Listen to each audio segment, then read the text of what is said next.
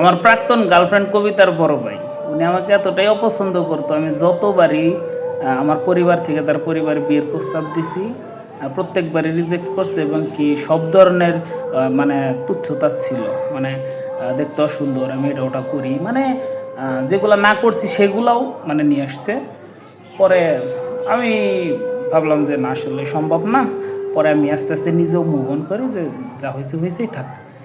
পরে মানে তার বোনের কোনোভাবেই আমি যোগ্য ছিলাম না। এখন হঠাৎ করে শুনি তার বোনের জন্য এমন একজন পাত্র ঠিক করা হয়েছে, মানে লোক মারফত জানলাম আর কি, যদি আমি করে জিজ্ঞেস করি না। এটা অটো আসছে, কেমনে আসছে আমি সেটা বলছি না। মানে সম্ভবত এই পাত্র 4 বিয়ে না হয় 3 বিয়ে, নাকি 4 বিয়ে, সঠিকভাবে উনি বলতে পারলো না। আর প্রাক্তন হতে যাচ্ছে 4 নাম্বার, না হয় 5 নাম্বার বউ। এটা হচ্ছে ওনার, মানে উনি এখন যোগ্য পাত্র বের করছে। যাই হোক, আমি তার